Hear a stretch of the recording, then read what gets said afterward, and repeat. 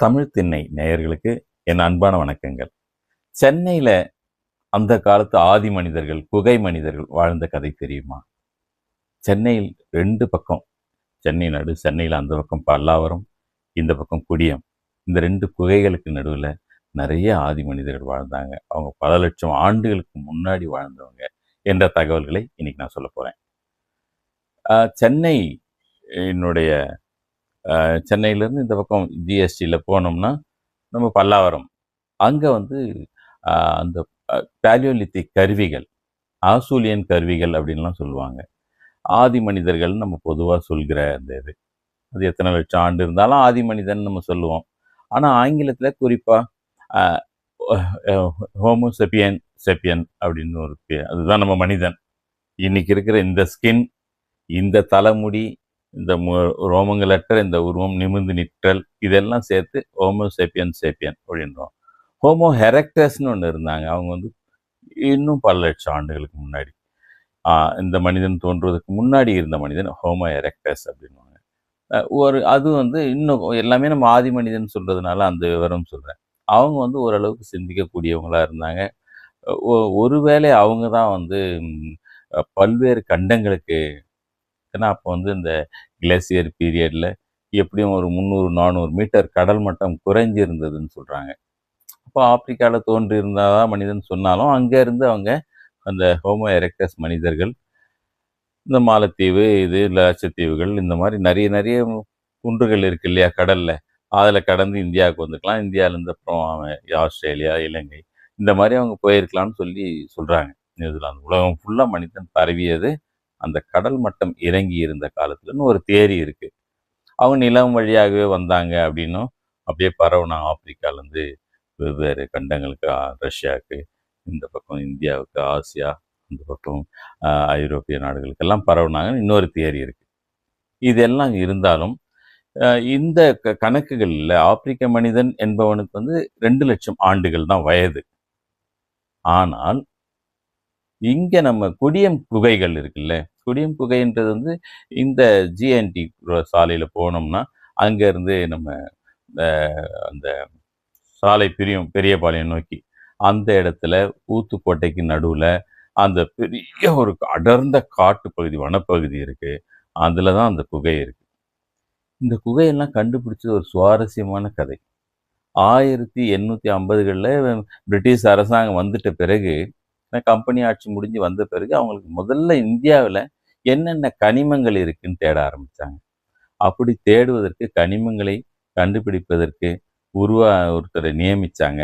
அவர் பேர் Robert Bruce food. அவர் 1824 பிறந்தவர். அவருடைய 21வது வயசுல அப்படி வந்தார்னு சொல்லுவாங்க அந்த பதவிக்கு. அப்பத்துலேருந்தே அவர் வந்து ஒரு 25 வருஷம் தொல்லியல் துறையில் தான் இருந்தார். அவர் நிறைய ஆதி மனிதர்கள் அந்த கனிமங்கள் கண்டுபிடிச்சதுக்கு நிகராக ஆதி மனிதர்கள் எங்கெல்லாம் வாழ்ந்தாங்கன்னு கண்டுபிடிச்சார். எடுத்ததும் அவர் பல்லாவரத்தில் ஆச்சரியமான அந்த கருவிகள், சின்ன சின்ன ஆக்சஸ், கத்திகள், கல் கத்திகள் எல்லாம், இதெல்லாம் கண்டுபிடிச்சாரு. இதெல்லாம் இவ்வளோ பயன்படுத்தியிருக்காங்க இங்கே பல லட்சம் வருஷங்கள் முன்னாடி மனிதர்கள் வாழ்ந்திருக்காங்கன்னு முதல்ல பல்லாவரத்தில் எடுத்ததுமே சொல்லிட்டார். அப்புறம் அப்படியே போகிறார் அந்த பக்கம். அந்த இது நோக்கி போகும்போது, நம்ம திருவள்ளூர் நோக்கி போகும்போது தான் இந்த குடியம் கேவ் கண்டுபிடிக்கிறார். குடியம் கேவ்ஸ் பார்த்தீங்கன்னா மொத்தம் 16 குகைகள் அவர் கண்டுபிடிச்சதாக அவர் எழுதியிருக்காரு. தினைக்கும் அப்போது இது வரல, ஃபோட்டோ கேமராலாம் வரல. அப்போது கேமரா வராத காலத்தில் அவர் என்ன பண்ணார், அந்த குகைகளை நம்ம பதிவு பண்ணணுமேன்னு சொல்லி உட்காந்து நிதானமாக அதை வரைஞ்சிருக்காருங்க. நிதானமாக ஒவ்வொரு குகையையும் வரைஞ்சிருக்காரு. அவருடைய சின்சியாரிட்டி, அவர் ஒரு கனிமம் தேட ஆரம்பித்த ஒரு ஆள் தானே. இங்கே காமிரம் இருக்குது, இங்கே நிலக்கரி இருக்குது, இங்கே இது இருக்குது, காப்பர் இருக்குதுன்னு சொல்லிட்டு போக வேண்டிய ஆள் தான் அவர். ஆனால் அவர் என்ன பண்ணுறாரு, சின்சியராக இந்த மானுடவியல் சரித்திரத்தை அங்கங்கே குறிச்சிக்கிட்டே போகிறார் எல்லாம். அப்படி போனதில் அவர் கர்நாடகாவில் ஒரு பெரிய குகை வேற கண்டுபிடிக்காரு. உலகிலேயே பெரிய குகைன்னு சொல்லுவாங்க. இங்கே நம்ம குடியம் கேவ்ஸ் பற்றி பார்ப்போம். நாங்கள் 2 முறை 3 முறை போயிருக்கேன். போன போது நான் பார்த்தது ரொம்ப ஆச்சரியமாக இருந்தது. அந்த ஊர் எல்லையிலேருந்து அது ஒரு கிராமம், குடியம் கிராமம்லேருந்து உள்ளே போகுது அந்த காடு. 7 கிலோமீட்டர் நடக்கணும், காட்டுக்குள்ளே நடந்து தான் போகணும். அது ஏற்றம் இறக்கமும் கொண்ட ஒரு அடர்த்தியான காடாக இருக்குது. நிறைய இடங்களில் புதர்கள் மண்டி கிடக்குது. அதெல்லாம் நுழைஞ்சு போக வேண்டியிருக்கு.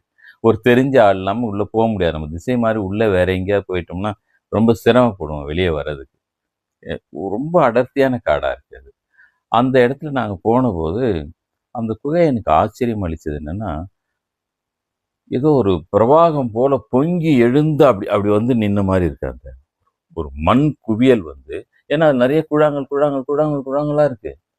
ஒரு அடர்த்தியான கான்கிரீட் மாதிரியான ஒரு சேரு, அதுல அந்த குழாங்கள்லாம் இருக்கு. அது வந்து நம்ம ஒரு கேப் போட்டா இருக்கும்ல, இப்படி மாட்டினா இது முன்னாடி ஒரு ஃப்ளாப் இருக்கும்ல, அந்த மாதிரி அந்த குகை வந்து இப்படி இருக்கு. எங்க இருந்தோ ஓடி வந்து அப்படி நின்ன மாதிரி இருக்கு அந்த குகை. ரொம்ப ஆச்சரியமா இருந்தது. இப்படி ஒரு குகையா நம்ம கல்லால குடைஞ்ச மாதிரியோ, அல்லது இயற்கையா 2 கல்லுக்கு இடையில ஒரு பொந்து போலவோ இல்ல அது. ஃபுல்லா மண்ணு சேரு, அதுல உருவான ஒரு கான்கிரீட் அது. அது வந்து ரொம்ப ஆச்சரியமான ஒரு குகையா நான் பார்க்குறேன். வேற எங்கேயும் நான் அந்த மாரி பார்க்கல, மண் குகைய.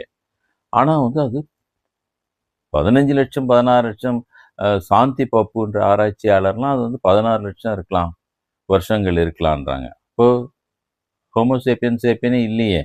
அதனால வந்து அது ரொம்ப அதுக்கும் முந்தைய மனித கூட்டமா இருக்கும்.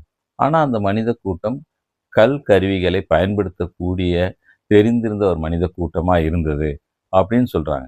அந்த குகை வந்து அப்படி இருக்குன்னு சொன்னாலும், அதில ஒரு 500, 1000 பேரு தங்கலாம். அந்த மாரியான ஒரு குகை. அது மாரி நாங்க ஒரு 2 குகை தான் பார்க்க முடிஞ்சது. அவர் 16 குகைகள் சொன்னாலும் கூட, அந்த குகைய பத்தியெல்லாம் நாங்க பார்த்து ரொம்ப ஆச்சரியமா இருக்கு. மனித இனம் வந்து ஆப்பிரிக்கால தோன்றுன்னு ஒரு தியரி. அதையே தான் நம்ம ஃபாலோ பண்ணிட்டு இருக்கிறோம். ஆனாலும் கூட இப்படியான விட்டு போன சில செய்திகள் இருக்க தான் செய்யுது. இத்தனை லட்சம் வருஷம் முன்னாடி அந்த கருவிகளுக்கான வயசுலாம் அவ்வளோ 10,00,000 5,00,000ன்றாங்க. அப்ப அந்த மனிதன் யாரு? அவன் எங்கேருந்து வந்தான்? அந்த மனிதன் வந்து எ நம்ம சொல்ற மாரி ஹோமோ எரெக்டஸ் தானா? இப்படின்னு நெறைய கேள்விகள் போயிட்டே இருக்கு. அதுல வந்து. எனக்கு இந்த குகைகள் பற்றி நான் ரொம்ப நாள் முன்னாடி வெட்டுப்புலி எழுதும்போதே, அந்த பகுதியெல்லாம் போய் பார்க்கணும்னு நெனச்சேன். அதுல ஒரு ஒரு நான் வந்து கேள்விப்பட்டு அங்க இருந்த ஒரு மனிதரை சந்திச்சு தான் அந்த குகை பத்திலாம் அதில எழுதியிருப்பேன். ஆனா அதுக்கப்புறம் தான் நான் போனேன். ரமேஷ் எந்திரா என்ற என்னுடைய நண்பர் வந்து அந்த குகைய பத்தி நெறைய சொன்னார். அவர் ஒரு டாக்குமெண்ட் எடுத்திருந்தார். சர்வதேச பட விழாக்கள்லாம் கூட அந்த படம் திரையிடப்பட்டு நெறைய பாராட்டுகள், விருதுகள் வாங்கின ஒரு படம். குடியம் கேவ்ஸ் அப்படின்னு நீங்க கூட நெட்ல சர்ச் பண்ணி பார்த்தீங்கன்னா தெரியும்.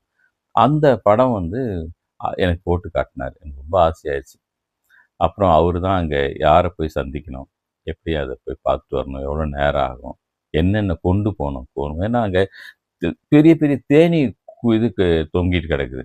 சின்ன ஒரு சலசலப்பு ஏற்பட்டா கூட மொத்த பேரும் காலி. அங்கேருந்து எங்கேயும் ஓடவும் முடியாது. நம்மளால ஒளியவும் முடியாது. அவ்வளோ தேனீக்கள் இருக்கு. அதனால ஒரு ஃபுல் ஹேண்ட் ஷர்ட் போட்டுக்கணும். இருந்தா கிளவுஸ் கூட போட்டுக்கலாம். இப்படியெல்லாம் எனக்கு சொன்னாரு அவரு தான். ஒரு நல்ல ஒரு இந்த ஷூ இருந்தா நல்லது. கேன்வாஸ் போன்ற ஒரு ஷூ இருந்தா நல்லது. செருப்பு போட்டுட்டு போயிடாதீங்க. அந்த மாரிலாம் நெறைய எனக்கு தண்ணி எடுத்துட்டு போங்க. தண்ணி நிச்சயமா அங்க தண்ணி கிடையாது. இப்படியெல்லாம் நெறைய சொன்னார். அந்த மாரி ஒரு அறிவுரையின் பேர்ல தான் நாங்க போனோம். சின்ன சின்ன ஃப்ரூட்ஸ் எல்லாம் எடுத்துட்டு போனோம். அங்க அந்த குகைக்குள்ள மண்ணச்சநல்லூர் அம்மன்னு ஒரு அம்மன் இருக்கு. அது ஆண்டுக்கு ஒரு தடவ வந்து விழாக்கள்லாம் நடத்துறாங்க. பலி குடுக்குறாங்க. அதெல்லாம் நடக்குது. நாங்க போனபோதெல்லாம் கோழியெல்லாம் கட் பண்ணி போட்டதெல்லாம் பார்த்தோம் அங்க. அது மக்கள் அங்க போயிட்டு வர ஒரு இடமா இருக்கு. ஆண்டுக்கு ஒரு முறை. இருந்தாலும் இப்போ கொஞ்சம் பிரபலமாகி பரவலா வந்து நெறைய பேர் அத போய் பார்க்க ஆரம்பிச்சிருக்காங்க. நெறைய மக்கள் டூரிஸ்ட் அதுக்கான ஏற்பாடுகள்லாம் இப்போ வனத்துறை செஞ்சிருக்கு.